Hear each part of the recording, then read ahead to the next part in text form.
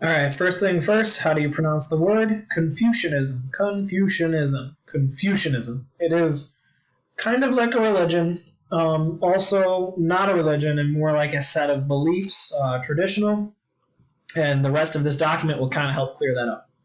So the Chinese scholar Confucius was born in China around 551 BCE.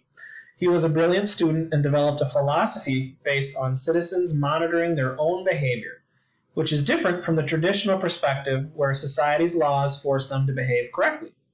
In the traditional view, when a society uses the structure of laws, people are punished after doing illegal activities.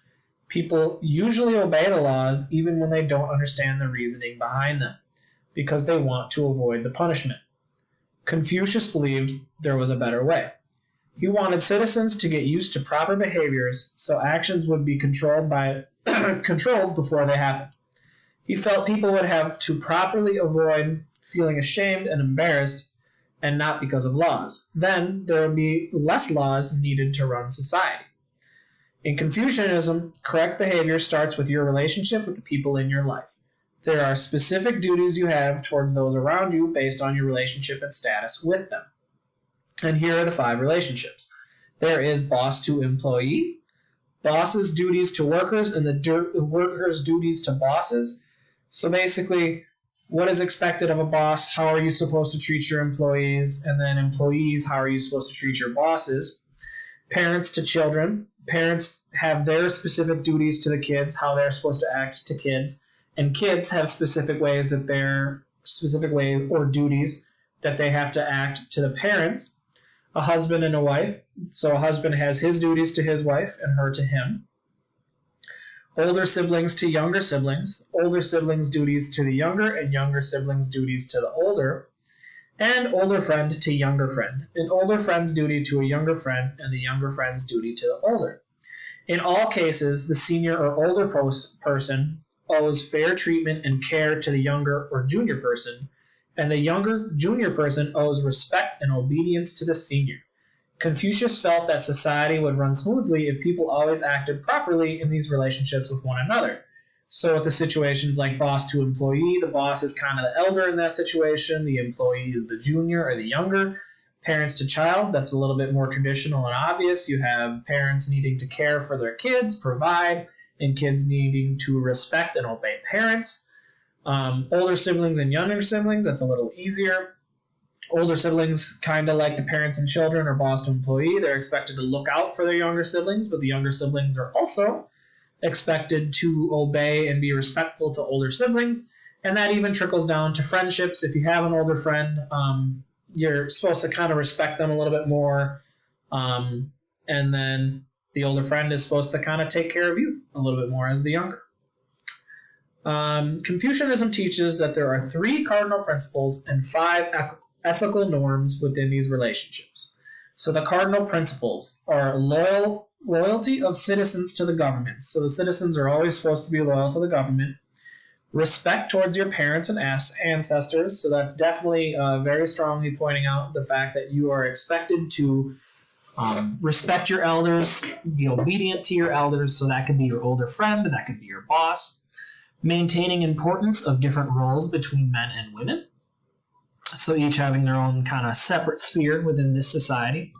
And then there is the 5 ethical norms. So there is fairness between citizens and government. So yes, you are supposed to obey the government, but the government needs to be fair to you and you to it. Obedience and closeness between parents and children. The closeness is the only thing that's new here, as far as not only are the kids expected to obey and be respectful to their parents, but the parents need to, set up a relationship where they are close to their kids. They understand their kids. They, have a good relationship with one another. 3, maintain distinction between the roles of husband and wife. So within this society, not modern day right now, but within, traditional Korea, what the men have their role and the women have their role. Younger people respect and obey their elders. Elders care for younger generations.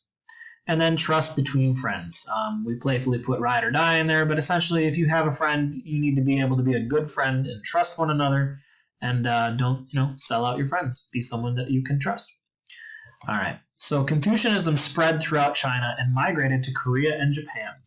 Government workers had to pass tests on the teachings of Confucius to get their jobs.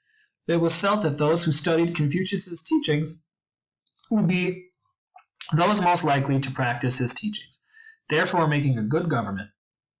Confucianism is still common in many Asian cultures today. It can be seen in the respect and obedience that many Asian children give to their parents, and in the respect given to the elderly in these societies. So if we move down, this is kind of like a worksheet for you guys. So there's some reading, but also I'll just kind of pause and explain the questions and then give you a little moment where you can pause the video and then move on when you're done. All right, so the first thing is define Confucianism in your own words. So obviously look at the page above if you're still a little bit confused. How did Confucianism help people follow the laws or act better within their country? And then 3, describe how a student should treat a teacher and how a teacher should treat a student within Confucianism. So do both of those. And then you are ready for the 3 cardinal principles and 5 ethical norms. All right. So in the directions, the 3 cardinal principles. In the table below are examples of how the 3 cardinal principles can be seen in Korean culture. Use the reading to label each with the correct cardinal principle, either 1, 2, or 3.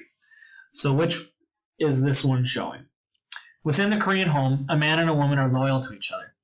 Each one is expected to care for the family in their own way and support each other. So which one of these 3 is that? And then you put the number down below. The second one, which principle is shown below? Citizens of Korea are expected to support their government and be active within their communities. Governments are always set up to serve Koreans' best interests.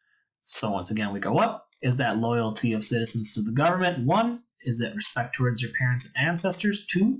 Or is it 3, maintaining importance of different roles between men and women? All right, and then the last one here, which principle is shown below?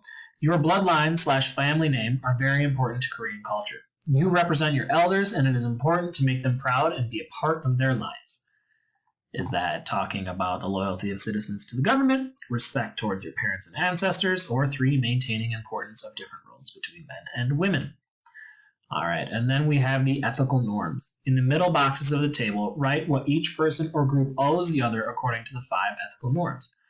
For example, what citizens owe the government and what the government owes citizens. So the citizens and the government both owe each other fairness, as we saw above, so you kind of have that there.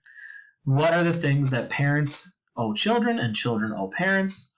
What are the things that husbands owe wives and wives owe husbands? Youngers to olders, olders to youngers, friends to friends.